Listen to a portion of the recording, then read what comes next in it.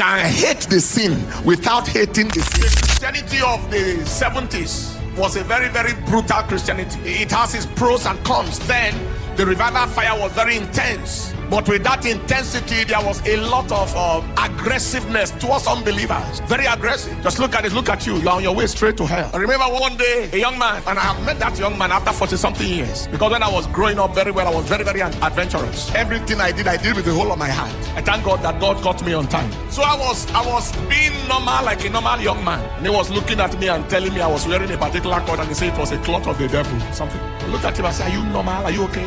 What's your business? He's living in America now. I saw him recently, and he remembered the episode 40 something years ago. At that time, when Christians dealt with you, you don't want to go to church. It was so harsh. It was so confrontational. It was so condemnative.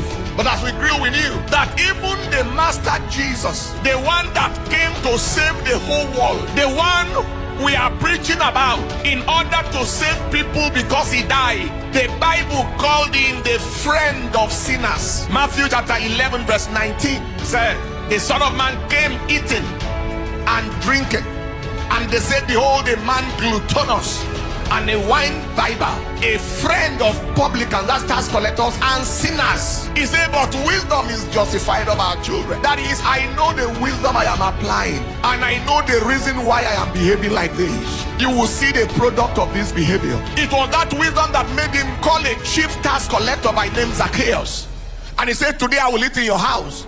In those days, when they call a person a tax collector, is a proper thief. That is, those are crooks, manipulators of figures, and all manner of dubiousness. But he said, I will go to your house today and eat with you. The principle he exemplified was, you can love the sinner without loving the sin, and you can hate the sin without hating the sinner. That is where we have the challenge, where we hate both the sinner and the sin, where we throw the child with the poo, we throw it away with the bath water. God is speaking to someone here today. Probably the reason why nobody wants to listen to you, because they think you are so hostile, you are so confrontational, so condemnative.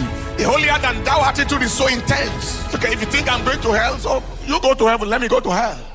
We are not talking about sitting down and drinking alcohol with them. That's not what we're talking about. We are not even talking about dressing naked like them. That's not what we're talking about. We are talking about a heart disposition towards them. You pity them, because nobody will know the right answer in an exam and write the wrong thing. Nobody will know for sure that I am going to hell with this life and still follow that life. I'm sure you have heard of community. You can love the men of the spirit that you think are dead are not dead. Ever heard of a man called Yusuf Anton Makluf, born 1828 in Beka Kafra, Lebanon?